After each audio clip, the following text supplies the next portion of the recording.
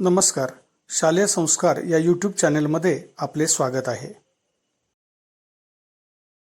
इयत्ता 8वी विषय गणितचा हा व्हिडिओ मराठी माध्यमाच्या विद्यार्थ्यांना उपयुक्त आहे. इयत्ता 8वी विषय गणित प्रकरण 17 वर्तुळ जीवा व कंस.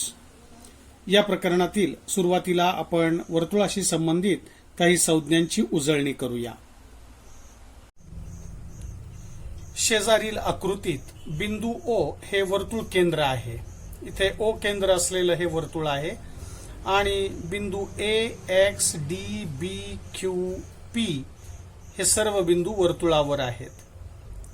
तर या आकृतीवरून आपल्याला काही रिकाम्या जागा पुढील भरायच्या आहेत. पुढील प्रश्नांची उत्तरं लिहायची आहेत.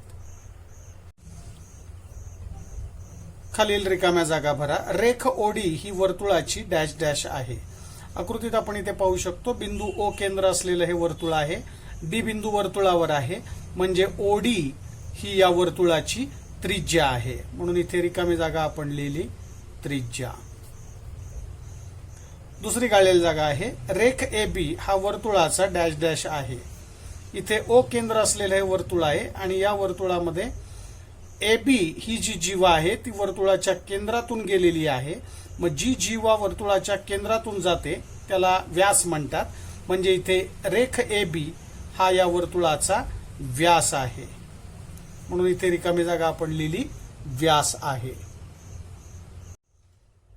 तिसरी गाळलेली जागा अशी विचारली आहे. रेख पी क्यू ही वर्तुळाची डॅश डॅश आहे. इथे रेख पी क्यू आकृतीत इथे दिसतोय. इथे बिंदू पी आणि बिंदू क्यू हे दोन्ही बिंदू वर्तुळावर आहेत.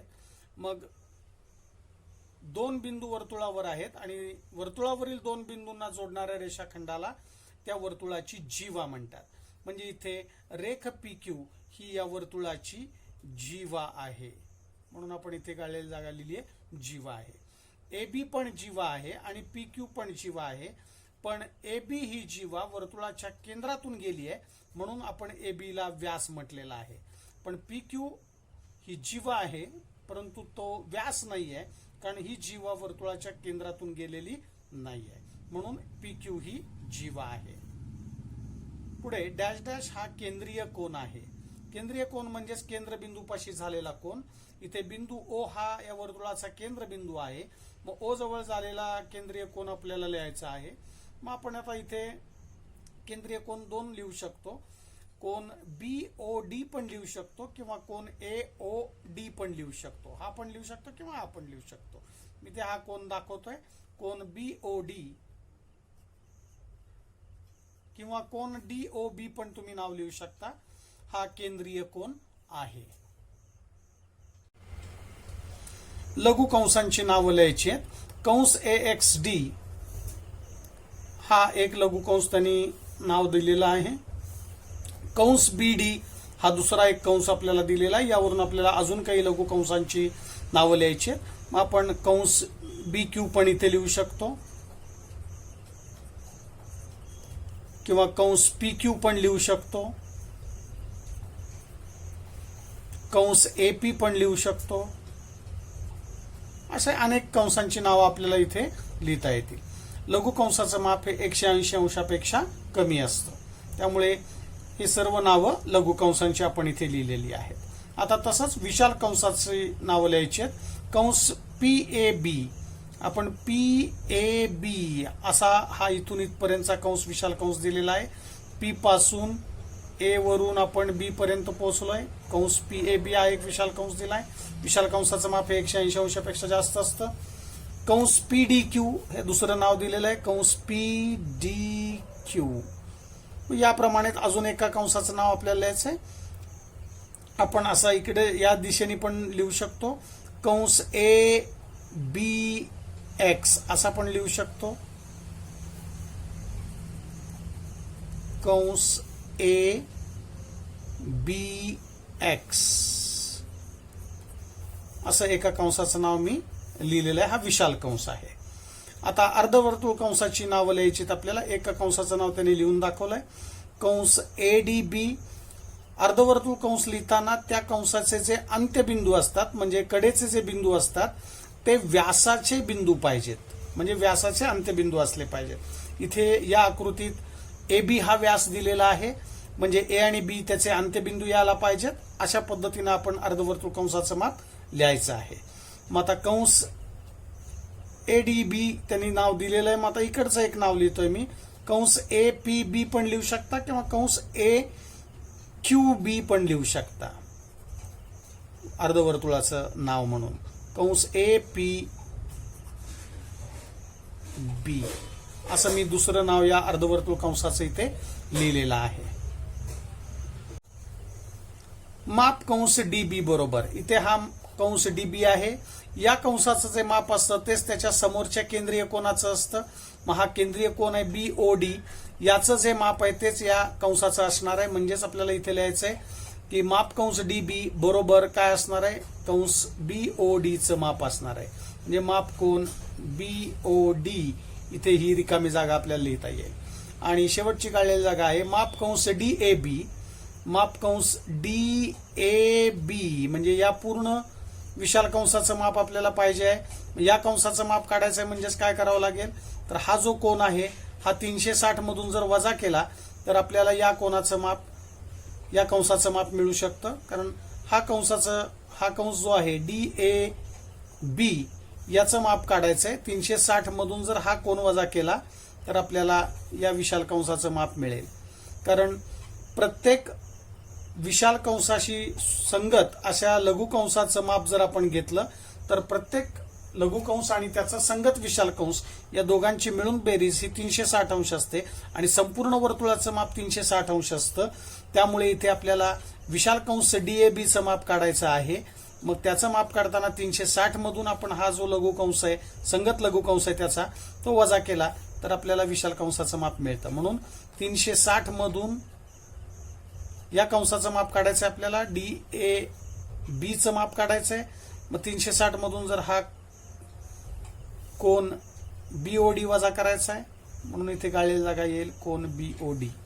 म्हणजे 360 मधून जर या कोनाचं माप वजा केलं तर या कंस डीएबी चं माप आपल्याला मिळेल. त्यामुळे ही गाळलेली जागा इथे माप कोन बीओडी अशी आहे. आता वर्तुळाच्या जीवेचे 2 गुणधर्म आपण अभ्यासणार आहोत आणि त्या गुणधर्मांवर आधारित आपण सराव संच 17.1 मधील काही उदाहरणे सोडवणार आहोत. अतिशय महत्वाचे असे हे जीवेचे 2 गुणधर्म आपण अभ्यासणार आहोत. पहिला गुणधर्म असा आहे की वर्तुळ केंद्रातून जीवेवर टाकलेला लंब जीवेला दुभागतो. हा गुणधर्म आपण इथे आकृतीच्या साहाय्याने समजावून घेणार आहोत. इथे ओ केंद्र असलेलं हे एक वर्तुळ दाखवलेलं आहे. या वर्तुळामध्ये रेख एबी ही एक जीवा दिलेली आहे आणि वर्तुळ केंद्र ओ पासून या जीवा एबी वर एक लंब काढलेला आहे. ओ एम हा लंब आहे, म्हणजेच एम जवळ इथे काटकोन झालेला आहे. म्हणजे ओ केंद्र असलेल्या या वर्तुळामध्ये एबी ही जीवा आहे आणि ओ एम हा जीवेवर काढलेला लंब आहे. मग आपल्याला गुणधर्म असा सांगतो की वर्तुळ केंद्रातून जीवेवर जर लंब काढला तर तो जीवेला दुभागतो, म्हणजे जीवेचे 2 समान भाग करतो. इथे जीवा एबी चे 2 समान भाग या लंबामुळे झालेले आहेत, ए एम आणि एम बी. तर ए एम आणि एम बी हे दोन्ही समान भाग झालेले आहेत या जीवेचे. म्हणजेच ए एम आणि एम बी ची लांबी समान आहे. म्हणजेच एम हा बिंदू जीवा एबी चा इथे मध्यबिंदू झालेला आहे. तर या गुणधर्मावरून आपल्याला लक्षात येतं की इथे रेख ओ एम हा लंब आहे जीवा एबी वर काढलेला, हे लंबाचं चिन्ह आहे. म्हणजेच कोन ओ एम ए आणि कोन ओ एम बी हे दोन्ही कोन काटकोन होतात, कारण लंब म्हणजेच काटकोनात छेदणे. मग इथे केंद्र ओ पासून जीवा एबी वर लंब काढलाय ओ एम, म्हणजे एम बिंदू जवळ काटकोन झालेला आहे आणि त्यामुळे जीवेचे 2 समान भाग होतात. म्हणजेच एम आणि एम बी दोन्ही सारखे होतात, समान मापाचे होतात. म्हणजेच बिंदू एम हा ए बी चा मध्यबिंदू आहे, म्हणूनच इथे 2 सारख्या कोना केलेल्या आहेत. म्हणजेच एम आणि एम बी हे सारखे आहेत. तेव्हा या गुणधर्माचा उपयोग करून आपल्याला काही उदाहरणं सोडवायचे.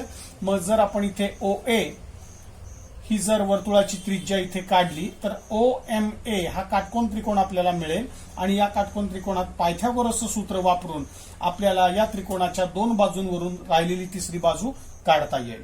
तेव्हा या गुणधर्माचा वापर आपल्याला करून काही उदाहरणं 17.1 मध्ये सोडवायचे आहेत. तेव्हा हा गुणधर्म असा आहे की वर्तुळ केंद्रातून जीवेवर काढलेला लंब त्या जीवेला दुभागतो, म्हणजे जीवेचे दोन समान भाग होतात. आता जीवेचा दुसरा गुणधर्म अभ्यासूया.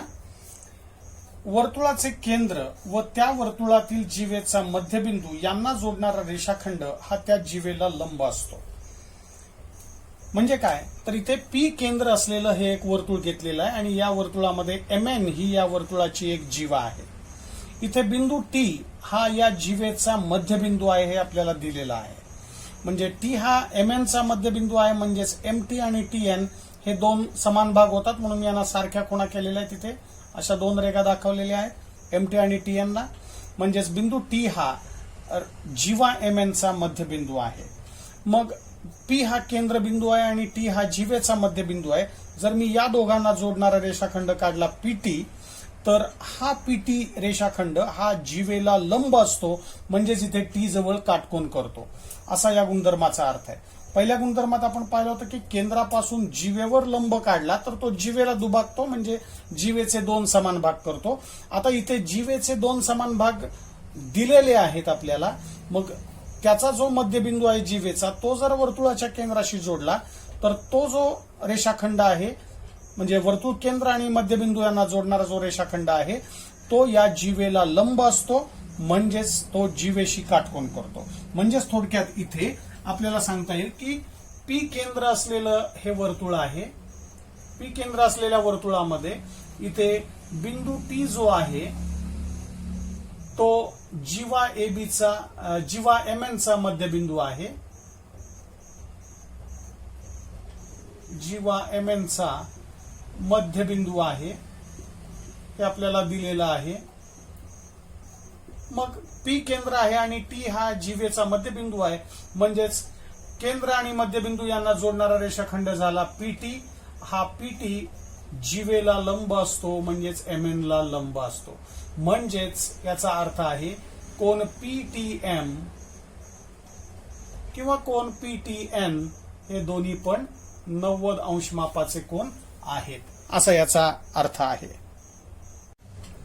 तेव्हा या दोन्ही जीवांच्या गुणधर्मांचा उपयोग करीत आपल्याला काही उदाहरणे 17.1 या उदाहरण संग्रहातली सोडवायची आहेत, की ज्यामध्ये आपण पायथागोरसचं सूत्र वापरून काही गणित सोडवणार आहोत. सराव संच 17.1 मधील प्रश्न पहिला सोडवूया. उदाहरण असं दिलेलं आहे. केंद्र P असलेल्या वर्तुळाच्या जीवा AB ची लांबी 13 सेंटीमीटर आहे. रेख PQ लंब जीवा AB, तर लेंथ QB काढा. आकृती दिलेली आहे. इथे P केंद्र असलेलं हे वर्तुळ, यामध्ये AB ही जीवा दिलेली आहे आणि या जीवेची लांबी दिलेली आहे 13. AB ची लांबी दिलेली आहे 13. PQ हा जीवेवर लंब दिलेला आहे आणि आपल्याला QB ची लांबी काढायची आहे. मग आत्ताच आपण गुणधर्म अभ्यासलेला आहे की वर्तुळाच्या केंद्रातून जर जीवेवर लंब काढला तर तो जीवेला दुभागतो. मग इथे PQ हा जीवेवर काढलेला लंब आहे हे आपल्याला गणितात दिलेला आहे. म्हणजेच वर्तुळ केंद्रातून, गुणधर्म लिहितोय मी, वर्तुळ केंद्रातून जीवेवर लंब, जीवेवर टाकलेला लंब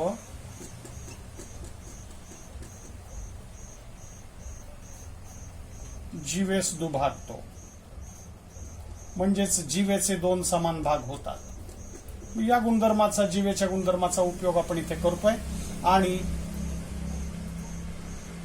केंद्र P पासून या जीवा AB वर हा लंब काढलाय, कारण आपल्याला गणितात दिलंय PQ लंब जीवा AB, म्हणजेच इथे काटकोन झालेला आहे. आणि केंद्रापासून जीवेवर लंब काढला की जीवेचे दोन समान भाग होतात. दुभागणे म्हणजेच दोन समान भाग होणे, म्हणजेच Q हा AB चा मध्यबिंदू झालेला आहे. म्हणजे AQ आणि QB हे दोन्ही समान भाग आहेत. म्हणजेच इथे आपण म्हणू शकतो की AQ बरोबर QB आहे आणि या दोघांची लांबी म्हणजेच AB च्या बरोबर निम्मी असणार आहे. म्हणजेच बिंदू Q हा मध्यबिंदू आहे, म्हणजेच AB/2 असं आपण लिहू शकतो या गुणधर्मानुसार. आणि इथे आपल्याला QB ची किंमत काढायची आहे, म्हणजेच QB बरोबर AB ची किंमत गणितात दिलेली आहे 13, ती याच्या जागी ठेवली 13/2 म्हणजेच QB बरोबर 13 ला 2 ने भागलं दशांश पूर्णांकात उत्तर आलं 6.5. 13/2 गणितात एकक सेंटीमीटर दिलेला आहे म्हणजेच QB 6.5 असणार आहे आणि AQ सुद्धा 6.5 असणार आहे. इथे आपल्याला QB ची किंमत काढा म्हटलं होतं. लेंथ QB म्हणजेच QB ची लांबी. इथे लेंथ न लिहिता फक्त QB असं लिहिलेलं आहे. तेव्हा इथे आपण वर्तुळ केंद्रापासून जीवेवर काढलेला लंब जीवेस दुभागतो या गुणधर्माचा वापर करून जीवेचे 2 समान भाग होतात आणि जीवेला 2 ने भागलं म्हणजेच हे दोन्ही समान भाग आपल्याला मिळतात. ते प्रत्येकी 6.5 सेंटीमीटरचे असतील. तेव्हा QB ची लांबी मिळाली 6.5.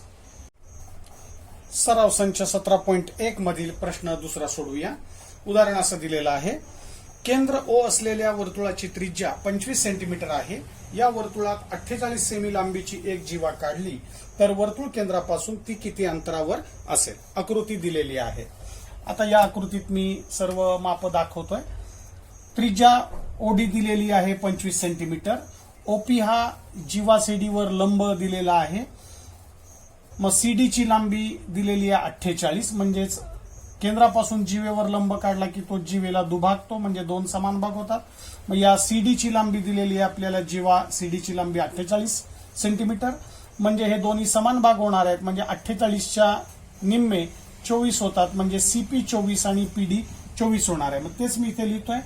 जीवेवर लंब काढला असता जीवाचे 2 समान भाग होतात म्हणजे CP आणि PD प्रत्येकी 24 होतील कारण CD दिलेला आहे 48 आणि आपल्याला किंमत काढायची OP ची. तर ही जीवा CD या केंद्रापासून किती अंतरावर असेल असं विचारलंय म्हणजेच OP चं अंतर आपल्याला विचारलेलं आहे. मग इथे वर्तुळ केंद्रातून जीवेवर काढलेला लंब जीवेवर टाकलेला लंब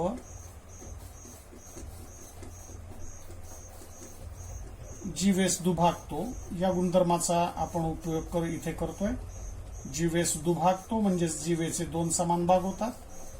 मग जीवेचे 2 समान भाग झाले CP आणि PD म्हणजेच CD च्या तो निम्मा निम्मा असणारे प्रत्येक भाग आणि CD ची किंमत इथे दिलेली 48/2 म्हणजे 24 सेंटीमीटर असं माप येणार आहे CP आणि PD च. आता हा जो त्रिकोण तयार झालेला इथे त्रिकोण OPD यामध्ये P जवळ काटकोन आहे कारण आपल्याला गणितातच दिलं हा OP जीवेवर लंब आहे म्हणजे हा काटकोन त्रिकोण मिळालेला आहे आपल्याला OPD आणि यामध्ये PD ची किंमत आत्ताच आपण काढली आहे 24 आहे. मग ही किंमत 24 झाली. त्रिज्या दिलेली आहे 25. मग यावरून आपल्याला काटकोन त्रिकोणात 2 बाजू कळलेल्या आहेत. पायथागोरसचं सूत्र वापरून OP ची किंमत आपल्याला काढता येईल. म्हणून मी हा त्रिकोण OPD विचारात घेतोय. त्रिकोण OPD मध्ये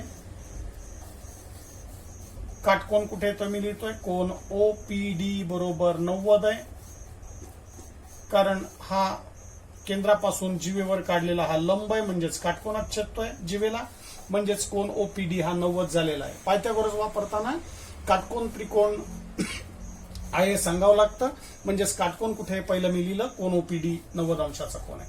मग कोण OPD 90 आहे. मग काटकोनाच्या समोरच्या बाजूला कर्ण म्हणतात. पायथागोरसचं सूत्र वापरतोय.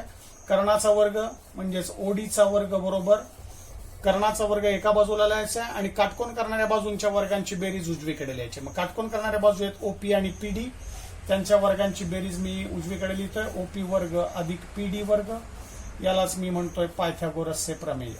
पायथागोरसचे प्रमेय किंवा पायथागोरसचे सूत्र असं तुम्ही उल्लेखित गुणधर्म म्हणून लिहू शकता. पायथागोरसचे प्रमेय. यामध्ये किमती ठेवूया. OD ची किंमत आहे 25.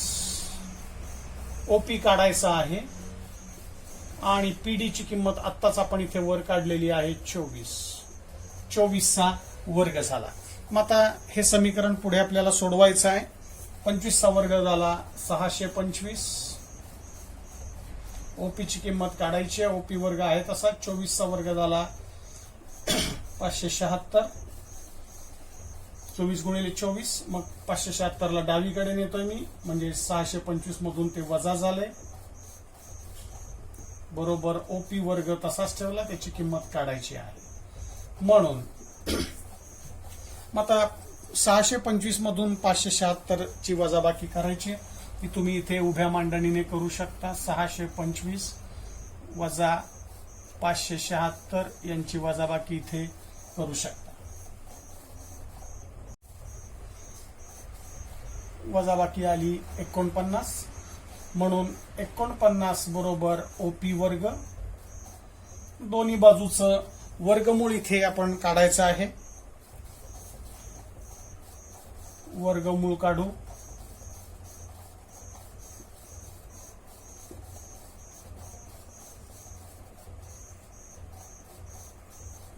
मी इकडे सोडवतोय.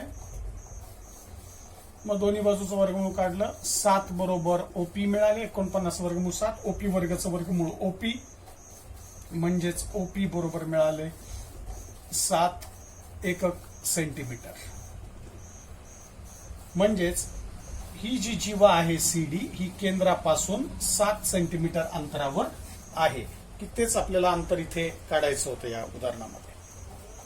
सराव संच 17.1 मधील मी प्रश्न 3 हे शेवटचं उदाहरण या ठिकाणी सोडून दाखवतोय. पुस्तकात देखील या प्रकारचे 1-2 उदाहरणं सोडून दाखवलेली आहेत.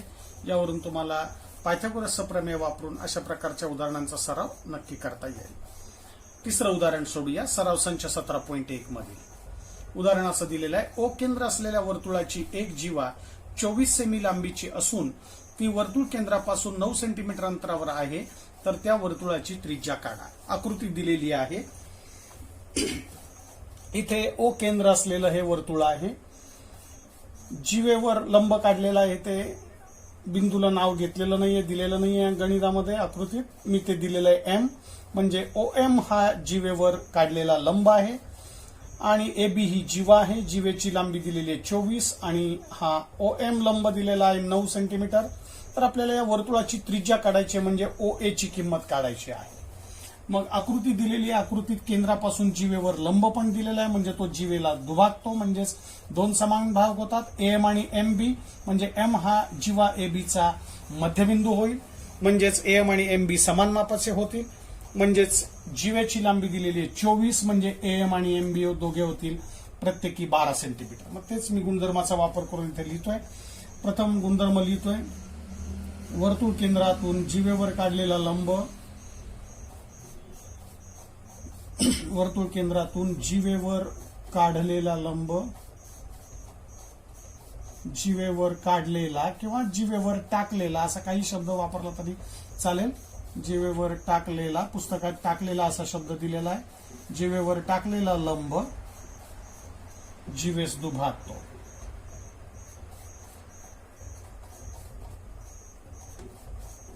मग या गुणधर्माचा वापर आपण इथे करूया. मग जीवा ए बी आहे. ओ एम हा जीवेवर काढलेला लंब आहे, कारण आपल्याला इथे दिलंय की ओ एम हा जीवे ए बी वर लंब आहे, म्हणजेच ओ एम ए हा जो कोन आहे तो 90 मापाचा होईल. काटकोनात छेदतोय, लंब आहे म्हणजेच काटकोनात छेदणे. मग आता इथे त्रिकोण ओ एम ए आपल्याला काटकोन त्रिकोण मिळालेला आहे. तत्पूर्वी आपण हा जीवेस दुभागतो, म्हणजेच एम आणि एम बी सारखे ते लिहूया.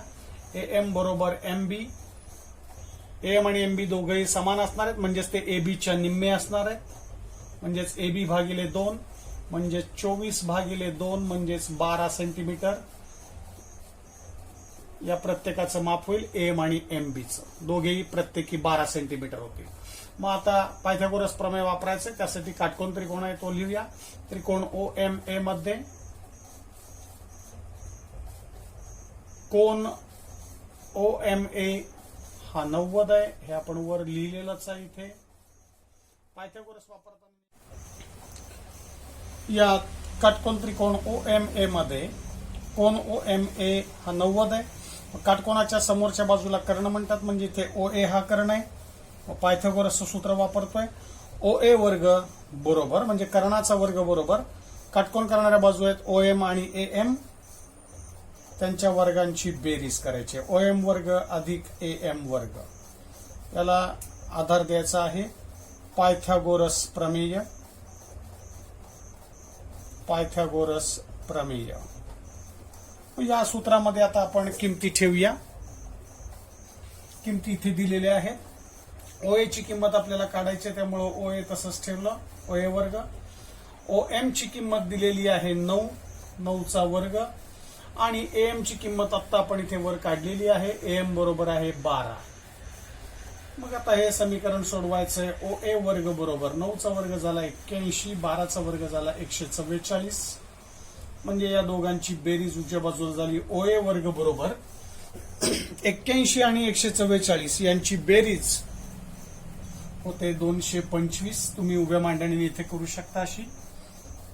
अधिक 81 बेरीज झाली 225. मग आता दोन्ही बाजूचे वर्गमूळ काढायचं आहे. मी इथे सोडवतोय. दोन्ही बाजूंचे वर्गमूळ काढू. मग OA वर्गाचं वर्गमूळ आलं OA आणि 225चं वर्गमूळ आलं 15. आणि तीच किंमत आपल्याला इथे गणितात काढायची होती. त्रिज्या OA म्हणून आपण लिहू शकतो त्रिज्या OA बरोबर 15 सेंटीमीटर. या उदाहरणामध्ये आपल्याला या वर्तुळाची त्रिज्या काढायची होती. ती त्रिज्या मिळाली 15 सेंटीमीटर.